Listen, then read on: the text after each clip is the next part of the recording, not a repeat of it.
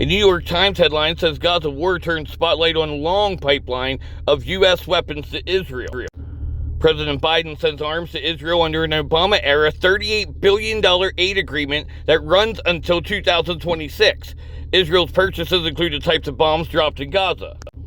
In the fall of 2016, the Obama administration sealed a major military agreement with Israel that committed the United States to giving the country $38 billion in arms over 10 years. Now that military aid package guarantees Israel $3.3 billion per year to buy weapons, along with another $500 million annually for missile defense. The question is, why is the U.S. always giving so much money in military aid to Israel? 15 years ago, the headlines on Defense Daily read, Northrop Grumman in partnership with Israeli firm on mini robots. A headline from TheStreet.com read, General Dynamics acquires Israel Aircraft Industries. Headlines of the Jerusalem Post, General Dynamics recently signed an agreement with the Industry, Trade, and Labor Ministries Industrial Cooperation Authority to make $150 million of reciprocal procurements in Israel in exchange for manufacturing the Israeli-designed Leopard APC.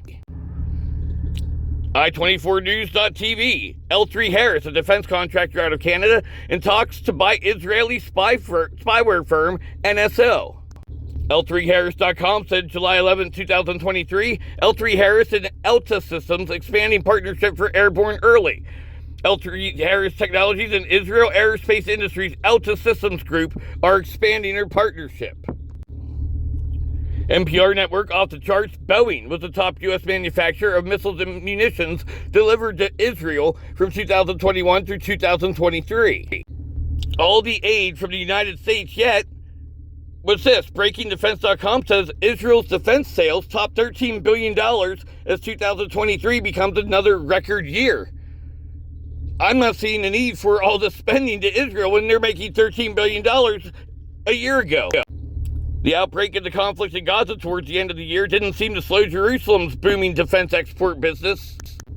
Israel's Ministry of Defense announced that the country exported $13 billion in defense products in 2023, the third year in a row of record sales for the defense industry here, and an increase of $500 million over 2022, despite the ongoing conflict in Gaza. So we're supplying, and they're just selling it off. Brigadier General Yair Kulas announced a record of $13.073 billion in exports on June 17th, noting that Israeli defense exports have doubled within 5 years. Missiles, rockets, and air defense systems accounted for slightly over one-third of sales at 36%.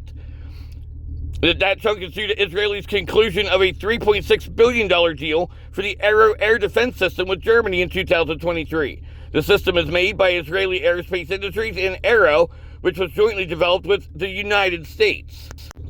Finland also acquired David Sling, an air defense system also jointly developed with the United States and made by Israel's Rafael Advanced Defense Systems. That deal was worth $345 million. This sounds like a money laundering scheme. Just a few days ago, June 25th, Lockheed Martin opens demonstration center in Israel. June 27th, Rafael Lockheed Martin to collaborate on Israel defense. Lockheed Martin says they are entering a new era of operations in Israel. As a leader of technology, our aerial platforms such as F-35s, F-16s, C-30s, and more have been operational in Israel for many years, and including CH-53K, these will continue to be into the future. Lockheed Martin and Rafael Advanced Defense Systems have signed a teaming agreement that includes jointly developing, testing, and manufacturing a high-energy laser weapon system in the U.S. and in Israel. Yet back in February, House Speaker Mike Johnson accused President Biden and the Democrats of abandoning Israel in its hour of need by threatening to veto a standalone aid bill when they just made $13 billion in sales off of our defense systems that we're giving them. In fact, just since the start of Israel's war with Hamas on October 7, 2023, the United States has enacted legislation providing at least $12.5 billion in military aid to Israel, which includes $3.8 billion from a bill in March 2024 and $8.7 billion from a Supplemental Appropriations Act in April of 2024, not to mention the $3.3 billion annually that we've been giving from 2016 and through 2026. I believe that Revelation chapter 3 verse 9 explains the situation, including Benjamin Netanyahu and Israel, very well. Behold, I will make them of the synagogue of Satan, which say they are Jews and are not, but do lie.